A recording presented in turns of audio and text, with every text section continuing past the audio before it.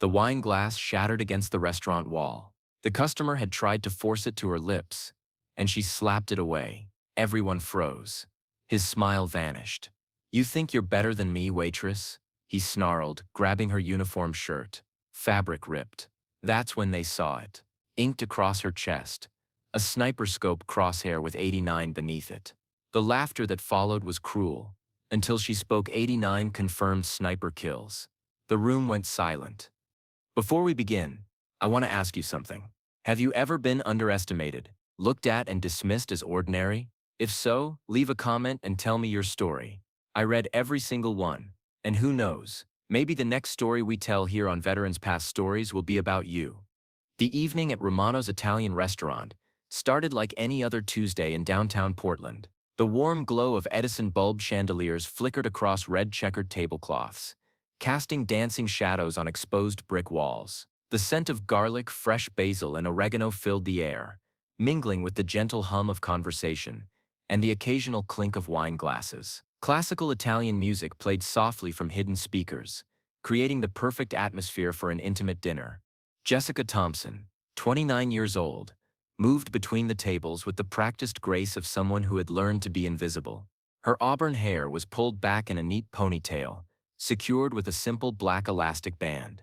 Her white button-up shirt was crisp and pressed, tucked neatly into black slacks that had seen better days but were meticulously clean. A small name tag read Jess in friendly script letters.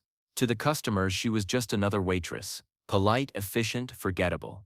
Exactly how she wanted it. But looks can be deceiving. Beneath that uniform shirt, hidden from the world, were scars that told a different story. Stories of sand and blood, of impossible shots made under enemy fire, of nights spent motionless on rooftops while chaos erupted below. Stories she hoped to never tell. For 3 years, Jessica had worked the evening shift at Romano's. She knew every regular customer, every server's quirks, every corner of the restaurant where she could disappear when the weight of her past became too heavy. The job paid enough to cover her small apartment 6 blocks away, where she lived alone with her nightmares and her memories. It wasn't much, but it was peaceful. It was normal. It was everything the war had never been. At table 12, 4 businessmen in expensive suits had been drinking since 5 o'clock. Their voices grew progressively louder with each round of wine, their jokes increasingly crude, their treatment of the staff more disrespectful with every passing hour. Jessica had served them before. They were the type who saw service workers as entertainment, not people. The leader of the group was Vincent Marcelli, a broad-shouldered man in his mid-40s, with slicked-back dark hair and a Rolex that caught the light every time he gestured. He owned 3 car dealerships across the city, and made sure everyone knew it. His laugh was too loud, his handshake too firm, his tips just generous enough to buy him the right to be an ass. He had been watching Jessica all evening, his eyes following her every movement like a predator sizing up prey. "Look at her move," Vincent said to his companions, gesturing toward Jessica as she cleared a nearby table. "Grace like a dancer. Bet she's got some stories to tell." His friends chuckled. Marcus Webb, a real estate developer with a permanent sneer, leaned back in his chair. $20 says she's some kind of artist. They always end up waiting tables. "Or a college dropout," added Tony Ricci, a loan officer who treated people like credit scores.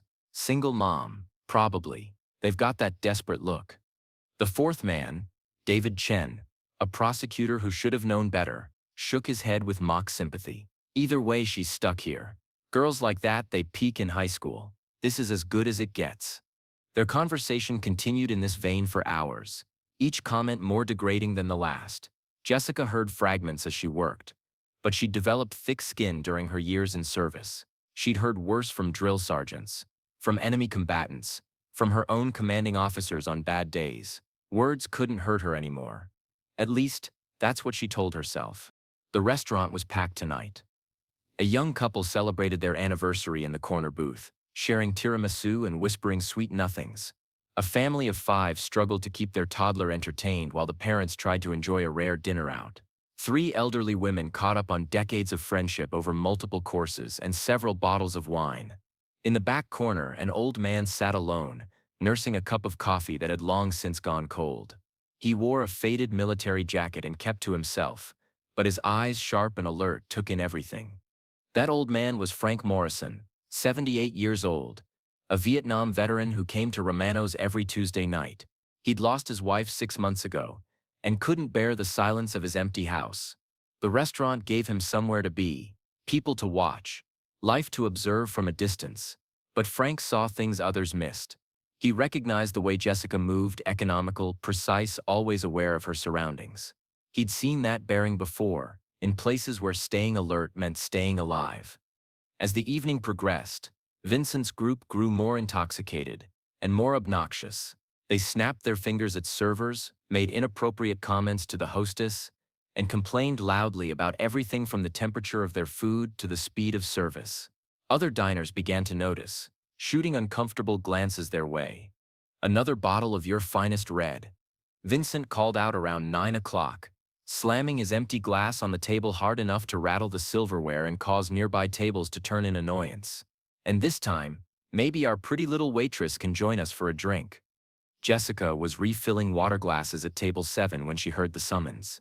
She finished pouring the water, smiled politely at the family she was serving, and made her way to table 12.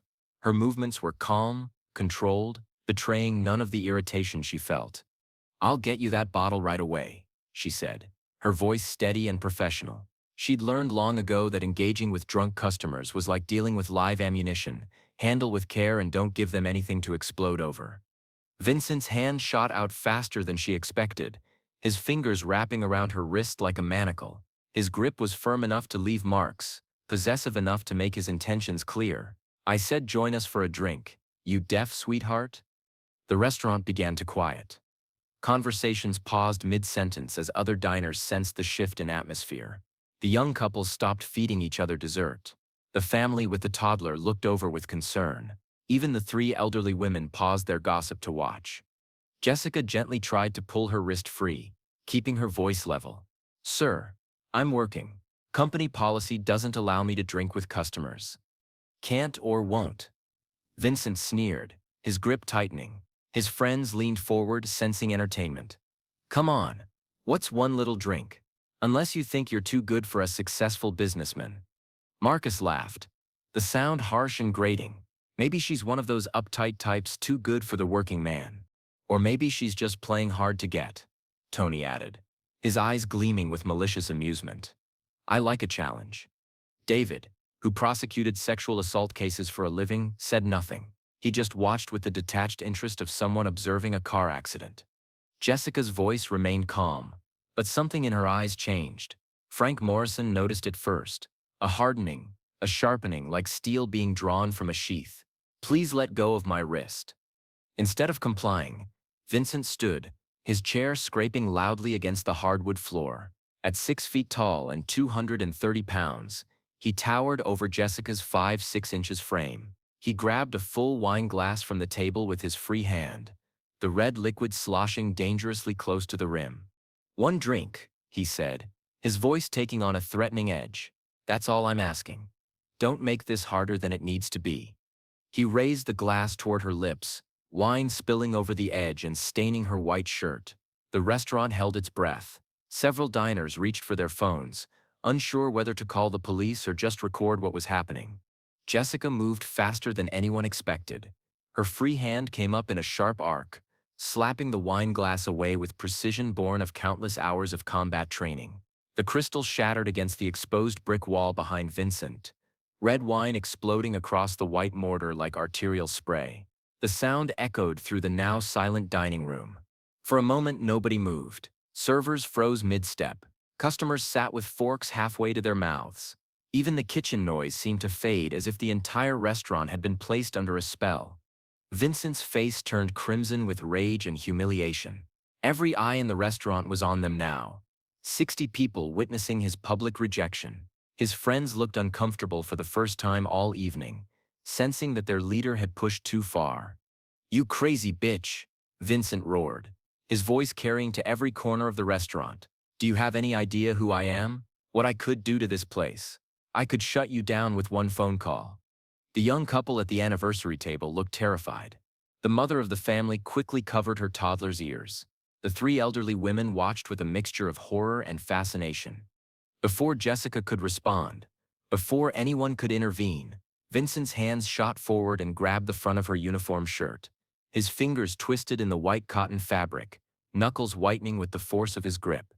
"Maybe you need a lesson in respect," he snarled, his face inches from hers. With one violent yank, he ripped her shirt open. Buttons scattered across the floor like dice, bouncing off table legs and rolling under chairs. The sound of tearing fabric filled the air, sharp and final. Gasps rippled through the restaurant like a wave. Women covered their mouths in shock. Men half rose from their seats, torn between intervening and self-preservation. The hostess fumbled for the phone to call the police. But what they saw beneath the torn fabric wasn't what anyone expected. There, inked in bold black across Jessica's chest and extending over her left shoulder, was a sniper scope crosshair. The design was intricate, professional, clearly done by an artist who understood the weight of such a symbol. Beneath the crosshairs, in precise military stencil font, was the number 89. But the tattoo wasn't all they saw. Scars, jagged, pale lines that spoke of shrapnel and surgery, crisscrossed her shoulder and disappeared beneath her torn shirt. A thin white line ran from just below her collarbone to her sternum, the kind of scar that came from life-saving surgery performed under battlefield conditions. For a heartbeat, the restaurant was silent. 60 people stared at a woman they thought they knew, seeing her for the first time. Then Vincent and his friends erupted in laughter. "Look at this," Vincent bellowed, pointing at the tattoo with theatrical disgust. "Our little waitress thinks she's some kind of soldier. What is that, your Call of Duty high score?" His friends roared with appreciation. Marcus slapped the table, wine sloshing from his glass. 89, what, the number of times you've been fired? Maybe it's how many fantasy boyfriends she's had, Tony shouted, tears of laughter streaming down his face. David finally joined in, his prosecutor's instincts apparently abandoned in favor of pack mentality, or how many tips she's earned in her entire pathetic career. The laughter spread like a contagion. Some of the other customers, emboldened by alcohol and mob mentality, began to chuckle. The cruel kind of laughter that feeds on someone else's humiliation, that makes people feel better about their own inadequacies by highlighting someone else's perceived failures. A businessman at table 3 shook his head with mock sympathy. Stolen valor. It's disgusting what some people will do for attention. A woman at table 8 whispered loudly to her date. Probably bought that tattoo thinking it would make her look tough. Pathetic. Even some of the servers looked uncomfortable but said nothing. In a restaurant, customers were always right, even when they were clearly obviously wrong. Jessica stood perfectly still in the center of the storm, her shirt torn open, her scars and tattoo on full display for everyone to see and judge. She didn't try to cover herself. She didn't shrink back or run to the bathroom to hide. She simply stood there, breathing slowly and steadily, her hands at her sides. But something had changed in her eyes. The careful blankness she'd cultivated over 3 years of civilian life was gone, replaced by something harder, something that had been forged in places where failure meant death. Frank Morrison, watching from his corner booth, felt his blood run cold. He recognized that look. He'd seen it in the eyes of men who'd killed and lived with it, men who'd made impossible choices in impossible situations. His weathered hands began to tremble as pieces of a puzzle started falling into place. The tattoo, the scars, the way she moved, the way she held herself even now under attack. His mind raced back to news reports he half remembered, stories that had filtered through veteran networks about a female sniper in Iraq, the ghost of Fallujah, they'd called her. A Navy SEAL who'd held impossible positions, made impossible shots, saved impossible numbers of lives. Frank fumbled for his phone with shaking fingers. Meanwhile, Vincent was building momentum, feeding off the crowd's reaction. "Look at her just standing there, thinks her little costume party tattoo scares us. Probably never even held a real gun," Marcus added. "Just another wannabe living in Fantasyland," Tony laughed. The laughter reached a crescendo, ugly and mean-spirited. Jessica stood at the center of it all, an island of calm in a sea of mockery. Then she spoke. Her voice, when it came, was quiet, deadly quiet, but somehow it cut through the laughter like a blade through silk. 89 confirmed sniper kills. The words hung in the air for a moment, their meaning not immediately registering. Then, like someone had flipped a switch, the entire restaurant fell silent. The laughter died instantly. Conversations ceased mid-syllable. The sound of clinking silverware stopped. Even the kitchen noise seemed to fade as servers paused in their work. Vincent's grin faltered, confusion replacing amusement. "What did you say?" Jessica took a step closer, her torn shirt hanging open, her scars visible to everyone in the restaurant. When she spoke again, her voice carried the authority of someone who had commanded life and death situations. Navy SEAL sniper. Team 6. 89 confirmed kills. Each one with a name. Each one remembered. Each one necessary. The blood slowly drained from Vincent's face. His friends shifted uncomfortably in their seats, their earlier bravado evaporating like morning mist. Around the restaurant, people began to understand what they were witnessing. "You're lying," Vincent said, but his voice shook. "You're just some waitress trying to—" Fallujah, 2019. Jessica interrupted, her voice steady as steel. "Operation Desert Strike. I held a rooftop position for 14 hours, while my team extracted 200 civilians from a hospital under siege. 89 confirmed kills. Single deployment." She paused, letting her words sink in. Kandahar, 2020. Operation Mountain Thunder. Provided overwatch for 3 consecutive missions. Eliminated 17 enemy combatants threatening convoy routes. 0 friendly casualties. Her voice never rose, never broke. Each word was delivered with the precision of a sniper's bullet. Mosul, 2018. Counter-terrorism operation. Neutralized 12 high-value targets over 6 months. Saved an estimated 400 civilian lives. Frank Morrison's hands were shaking so badly he could barely dial his phone. When the voice answered, a number he hadn't called in 5 years, he whispered urgently, "Charlie Base, this is Papa 7. I need immediate support. Alpha Team's sniper is compromised. Civilian location. Send everyone." The voice on the other end was crisp, professional. "Confirmed, Papa 7, assets en route." Vincent tried to regain his composure, but sweat was beading on his forehead. "Even if that's true, you're just some broken-down veteran now. Look at you. Waiting tables, living paycheck to paycheck. Your war hero days are over." Jessica's eyes hardened. For the first time since the confrontation began, real emotion flickered across her face. Not anger, something colder. "You think being a veteran makes me weak?" she asked quietly. "You think surviving hell makes me less than you?" She gestured toward his expensive suit, his Rolex, his perfectly manicured fingernails. "You've never been tested. Never had to make a choice between your life and someone else's. Never had to carry the weight of necessary violence." The restaurant was so quiet you could hear people breathing. The anniversary couple clutched each other's hands. The family with the toddler sat frozen. Even the 3 elderly women had stopped talking. "I've been tested," Jessica continued. "In ways you can't imagine. In places you've never heard of. And I passed, every time." Outside, the distant rumble of engines could be heard approaching. Not civilian traffic. Something heavier, more purposeful. Black SUVs moving through the night with military precision. Vincent heard it too. His eyes darted toward the windows, then back to Jessica. Fear was beginning to replace arrogance in his expression. "You want to know what that tattoo really means?" Jessica asked, her voice carrying to every corner of the restaurant. "It means I've stared death in the face 89 times and won. It means I've carried wounded teammates through enemy fire. It means I've earned the right to live quietly, without explanation, without your approval." She took another step closer. Vincent instinctively backed away. "But some scars don't heal. Some wars never end. And some of us never really come home." The rumble outside grew louder. Through the front windows, the first black SUV could be seen turning into the parking lot.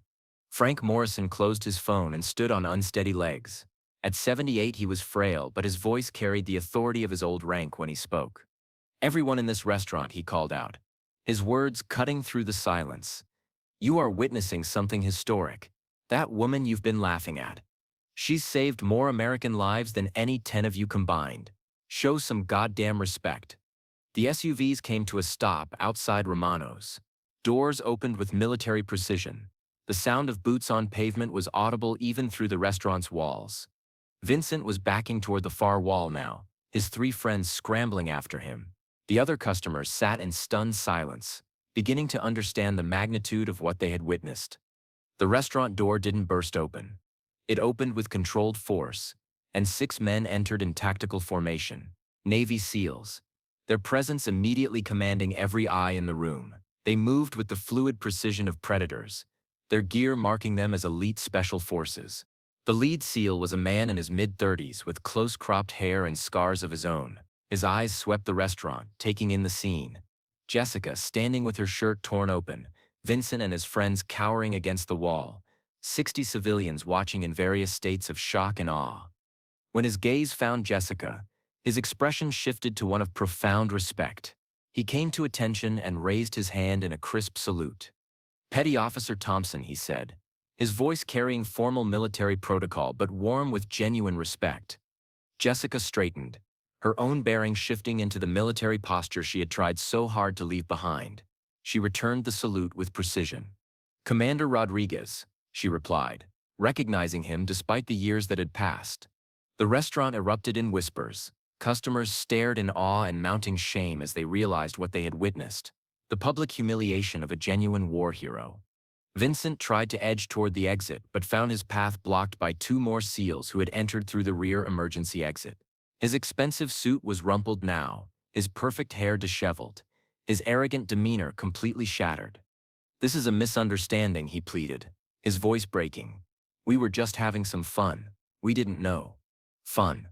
Commander Rodriguez's voice was ice. "You assaulted a decorated Navy SEAL. You humiliated a woman who has more courage in her little finger than you have in your entire body." The SEALs didn't need to raise their voices or draw weapons. Their presence alone filled the restaurant with an electric tension. These were men who had operated in the world's most dangerous places, who had seen and done things that would break ordinary people. Vincent and his friends sank to their knees without being asked. The weight of their actions, the magnitude of their mistake finally hit them all at once. They weren't facing some ordinary waitress they could push around. They were facing a legend. Jessica looked down at the 4 men who had mocked her, torn her shirt, reduced her sacrifice to a joke. Her voice when she spoke was calm but carried the absolute authority of someone who had commanded in combat. "You wanted to know what my tattoo means," she said quietly. "It means I've killed to protect people who couldn't protect themselves. It means I've bled for strangers who will never know my name. It means I've carried friends to safety and watched enemies die by my hand." She paused, letting her words echo in the silent restaurant. "It means I've earned the right to serve coffee and clear tables without explaining myself to anyone. But some people can't leave warriors in peace." Commander Rodriguez stepped beside her. "What are your orders, ma'am?" Jessica studied the 4 men kneeling before her. Vincent was crying now, tears streaming down his face as the full impact of his actions sank in. His friends were equally broken, their earlier arrogance replaced by genuine terror. Around the restaurant, other customers sat in stunned silence. Many had tears in their eyes, tears of shame for their laughter, tears of awe for what they had witnessed. "Let them go," Jessica said finally. "But they'll remember this night for the rest of their lives." Commander Rodriguez nodded. "You heard her. Get out. And if I ever hear of you disrespecting a veteran again, any veteran, you'll answer to me personally." The 4 businessmen scrambled to their feet and fled the restaurant without looking back. Their expensive evening had become a nightmare they would never forget. As the immediate threat departed, the SEALs began to relax slightly. Commander Rodriguez pulled off his tactical gloves and extended his hand to Jessica. "It's good to see you, Jess," he said, dropping the formal protocol. "The team's missed you." Jessica shook his hand, and for the first time since the confrontation began, she smiled, a real smile, not the professional one she wore for customers. "I've missed you too," she admitted. "All of you." The old veteran, Frank Morrison, approached slowly. When he reached Jessica, he struggled to attention and saluted with a trembling hand.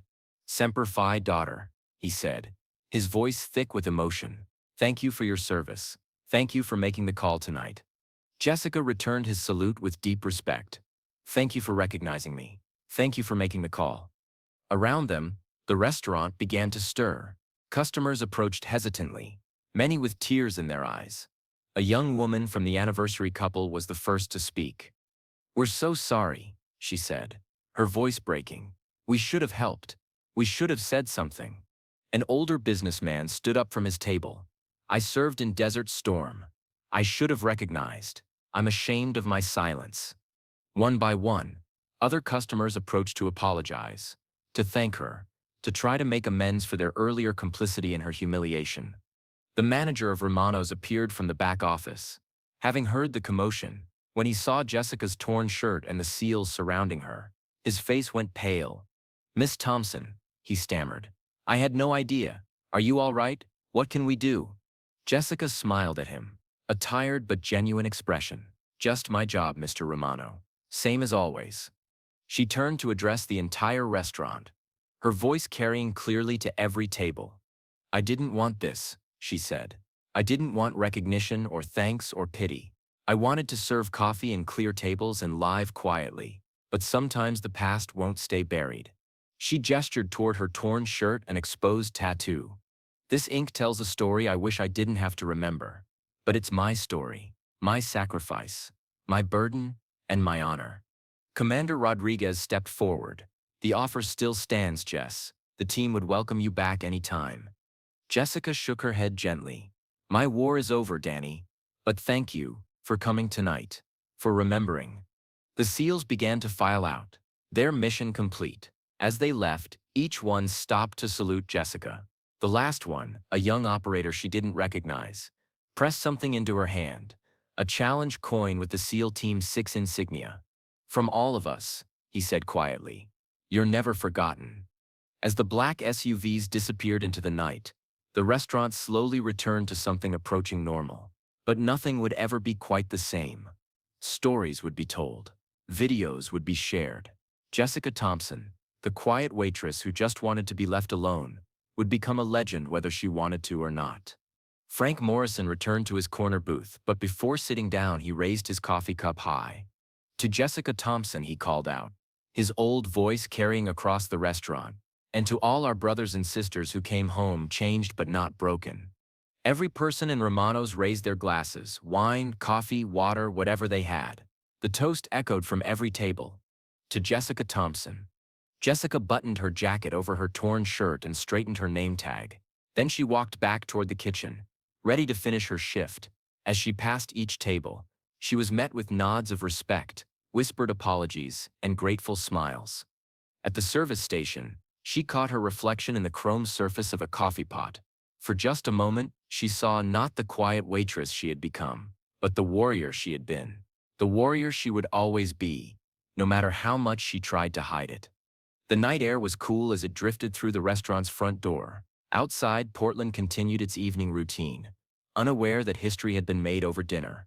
Inside Romano's, no one would ever forget the evening when a torn shirt revealed the truth about heroism, sacrifice, and the price of underestimating a warrior who just wanted to be left in peace. Before you go, I want to hear from you.